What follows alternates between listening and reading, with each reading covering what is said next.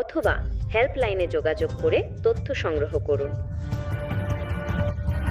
আমি তো বলেছিলাম 10 মিনিটের মধ্যে তোমাকে শেষ করে দেব। প্রিয় যাত্রীরা, তোমার এয়ারলাইন আপনাদের ব্যান করিয়ে দেব। জানানো যাচ্ছে, প্রাইম এয়ারলাইনের তোমাকে রাস্তায় নিয়ে পরিষেবা আসবো। সাময়িকভাবে স্থগিত তুমি করা একজন হয়েছে। সাধারণ মানুষ। আমরা এই অসুবিধার জন্য তুমি কিভাবে এটা করতে আন্তরিকভাবে পারো? দুঃখিত।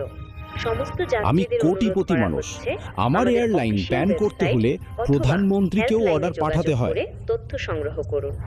তুমি কিভাবে এটা 10 মিনিটে একটা ফোন করে করলে? আমি তো তোমার এয়ারলাইন ব্যান করেই দিয়েছি। তুমি যে ভারতের টাকা সুইস ব্যাংকে রেখে প্রতারণা করেছো, মনে আছে?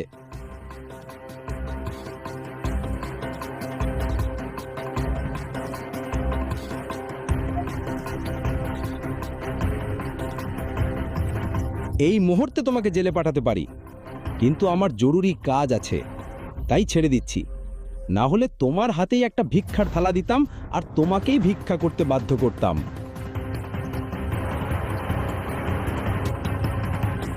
স্যার, আপনার ইউএস পৌঁছানো খুব জরুরি। আমি আপনার জন্য একটি প্রাইভেট জেটের ব্যবস্থা করে ফেলেছি। আমাদের এখনই রওনা দিতে হবে। প্রাইভেট জেট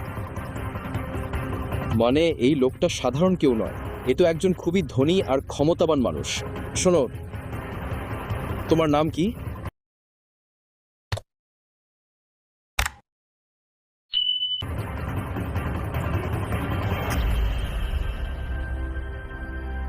তোমার নাম কি? সরি স্যার, সরি, আমাকে মাফ করে দিন স্যার, ক্ষমা চাচ্ছি। যদি আগে জানতাম স্যার, তাহলে আমি নিজেই আপনার জন্য জেটের ব্যবস্থা করতাম। দয়া করে মাফ করে দিন স্যার, আমি আর কোনোদিন এমন ভুল করব না, আমি আর কোনোদিন এমন ভুল করব না। এখন তো তোমার এয়ারলাইনই নেই, তুমি ভুলটাই বা কিভাবে করবে? কে এই ইয়াং মাস্টার?